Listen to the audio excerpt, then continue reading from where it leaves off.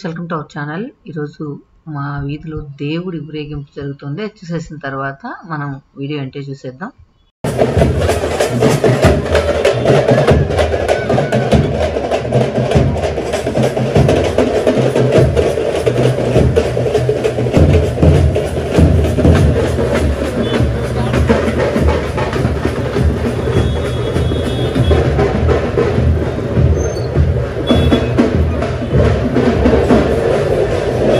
ఇది మేముండే ఏరియాలో ఊరి పండుగ చేస్తున్న ఉత్సవం అన్నమాట. సో ఈ అమ్మవారు ఏది అడిగినా కూడా కోరికలు తీరుస్తారని ఆ ఊరి వారి నమ్మకం.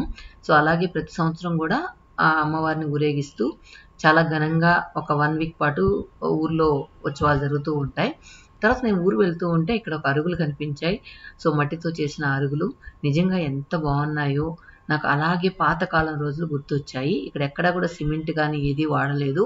మొత్తం కూడా మట్టితో చేసిన అరుగులు అన్నమాట. సో న్యాచురల్గా ఏర్పడిన అరుగుల్లాగా అనిపిస్తూ ఉన్నాయి కదా. సో మనం మట్టితో చేసినప్పుడు ఏంటంటే ఆ లుక్ వచ్చి ఆ న్యాచురాలిటీ కనిపిస్తుంది, బాగుంటాయి. నాకు అవి చూడగానే ఎప్పుడైనా మనం ఇల్లు కట్టుకున్నప్పుడు ఇలాంటి అరుగు వేసుకోవాలని అనిపించింది. ఈవెన్ మా అమ్మమ్మ వాళ్ళ ఇంట్లో కూడా మా అమ్మమ్మ వాళ్ళ అమ్మ వాళ్ళ ఇంట్లో కూడా ఇలాంటి సేమ్ డిట్టో అరుగులు ఉన్నాయి. కాకపోతే అవి సిమెంట్తో కట్టినవి, ఇవైతే మట్టితో కట్టినవి అన్నమాట. సో ఇలాగే మనం ఊరికి వెళ్తూ ఉన్నాం. సో ఈరోజు ఏంటంటే అత్తమ్మని అమ్మని అందరినీ కలవబోతూ ఉన్నాం అనమాట. అలాగే ప్రణవ్ పూజి అందరినీ కూడా అందరం కూడా వెళ్తూ ఉన్నాం. ప్రణవ్ అయితే ఒక 2 days ఉన్నాడనమాట. అక్కడ నెట్ లేదని చెప్పి తొందరగా వచ్చేసాడు. మా అత్తమ్మ అయితే తిడుతూ ఉంది, ఎందుకురా ఇట్లా జుట్టు పెంచుతావు. అత్తమ్మకి ఏంటంటే ఈ గడ్డాలు మీసాలు ఎక్కువగా పెంచుకోవడం అవి ఇష్టం ఉండదు, ట్రిమ్ చేసుకోవాలి. అదే చెప్తూ ఉంది, కట్ చేసుకో అని చెప్పి. ఇక అత్తమ్మ జడ అదే జస్ట్ ఒక పిలకలాగా ఉంచాం కదా బెంగళూరుకి వచ్చినప్పుడు, అది కూడా దువ్వుకోవడం కష్టంగా ఉందంటే ప్రణవ్ జస్ట్ కట్ చేశాడంట. ఎందుకంటే ముందు చూస్తేమో ఆ జడలాగే ఉంటుంది, వెనకేమో క్రాప్ లాగా ఉంటుంది అనమాట. సో అలా కట్ చేసేసాడు అత్తమ్మకి. ఇప్పుడు ఈజీగా తనే దువ్వుకోవచ్చు అనమాట, ఎవరి మీద కూడా డిపెండ్ అవ్వాల్సిన అవసరం లేదు. అదే ప్రణవ్ పూజ ఇద్దరు జాగ్రత్తలు చెప్తూ ఉన్నారనమాట. ఇలా ఇన్ని నీళ్ళే తాగు, ఎక్కువ ఏదంటే తినబాకు, మళ్ళీ మమ్మల్ని ఇబ్బంది పెట్టబాకు, నువ్వు ఫోన్ అక్కడి నుంచి ఫోన్ వచ్చిందంటే మేము వెంటనే పరిగెత్తాలి, సో జాగ్రత్తగా ఉండు అని చెప్పి అత్తమ్మ చెప్తూ ఉంది, పూజ చెప్తూ ఉంది. అటంటే ఇలా అవుతుందని నేను అనుకోలేదమ్మా, నేను ముందు నుంచే కఠినంగా ఉండేదాన్ని, నీళ్లు ఎండాకాలం అయిపోయి నీళ్లు కూడా తాగద్దంటే ఎలా ఉండాలి అని చెప్పి అత్తమ్మ చెప్తూ ఉంది. సో ఇలా కొద్దిసేపు అత్తమ్మతో టైం స్పెండ్ చేసిన తర్వాత మళ్ళీ మా ఊరు వచ్చామన్నమాట. ఇది టోటల్ 2 daysలో రిటర్న్ అయిపోయాం. అదే అమ్మని కొంచెం వాటర్ పోసి బాటిల్ నింపి కారులో పెట్టమన్నాను. సో అప్పుడే ఫస్ట్ టైం అన్నమాట ఊరికి అలా వచ్చి ఒక 1/2 hourలో మళ్ళీ రిటర్న్ అవ్వడం. సో అమ్మని చూసేసి తర్వాత ప్రణవ్ నేను బయలుదేరాం. పూజి మా వారు తర్వాత జాయిన్ అవుతారనమాట.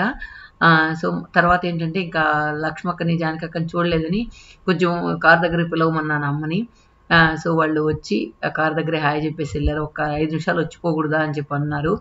సో ఇక్కడే వెయిట్ చేసాం అనమాట. జానకి అక్క వచ్చింది. సో అందరికీ హాయ్ చెప్పేసి బయలుదేరేసాం. సో మళ్ళీ కలుద్దాంలే అని చెప్పి. ఇక మా ఊరు ఎప్పుడు చూసినా కూడా తొందరగా వెళ్తూ ఉంటే కష్టంగా ఉంటుంది అనమాట. తొందరగానే కాదు, ఎప్పుడు కూడా ఒక 1 రోజుల తర్వాత వెళ్తూ ఉన్నా కూడా ఎప్పుడు ఊరిని వదలాలంటే కష్టంగానే ఉంటుంది. నాకు ఎందుకో ఊరంటే అంత ఇష్టం, ఊర్లో మా చుట్టుపక్కల వాళ్ళంటే కూడా అంతే ఇష్టం అన్నమాట.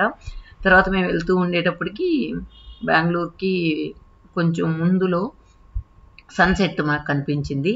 చాలా బాగా అనిపించింది నిజంగా. సన్సెట్ని ఎంజాయ్ చేస్తూ ఎండ లేకుండా ఇలా సన్సెట్లో అలా డ్రైవ్ చేస్తూ ఉంటే నిజంగా చాలా బాగుంటుంది కదా. సో వెళ్ళే దారిలో మేము హార్స్లీ హిల్స్ అని ఒక ఏరియా ఉంది, అక్కడికి వెళ్దాం అనుకున్నాం.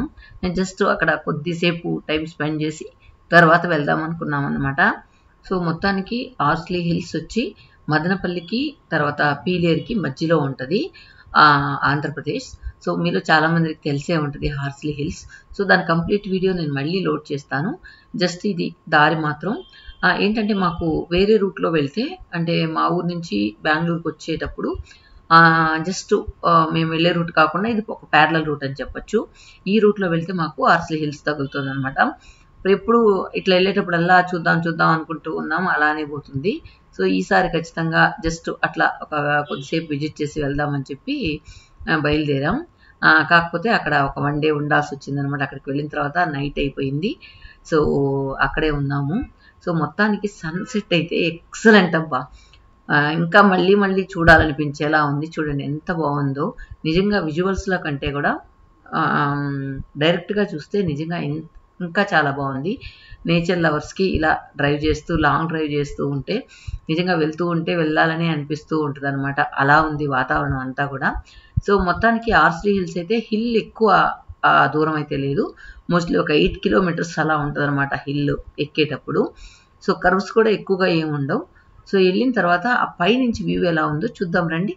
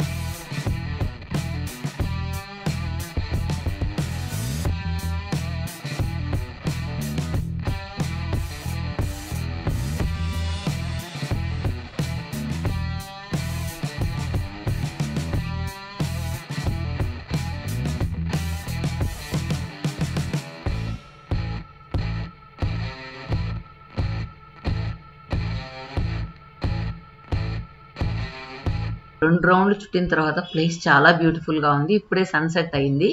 మనం చూసినట్లయితే ఆకాశం అంతా కూడా రెడ్గా కనిపిస్తుంది కదా. అలా కూర్చొని అలా ప్రకృతిని ఎంజాయ్ చేస్తుంటే నిజంగా మనసుకి ఎంత హాయిగా అనిపిస్తుందో. సో మా సిస్టర్ వాళ్ళు కూడా వస్తున్నారు. సో వాళ్ళు వచ్చేంత వరకు ఇక్కడ వెయిట్ చేద్దామని నేను ప్రణవ్ వెయిట్ చేస్తూ ఉన్నాం.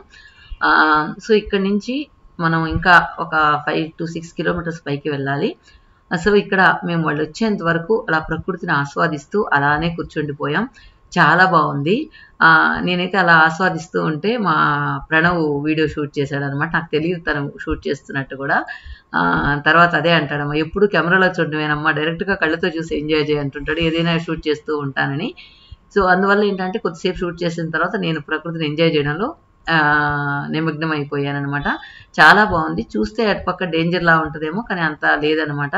సో నెక్స్ట్ వీడియోలో దీని కంటిన్యూషన్ లాగ్ చూద్దాం. థ్యాంక్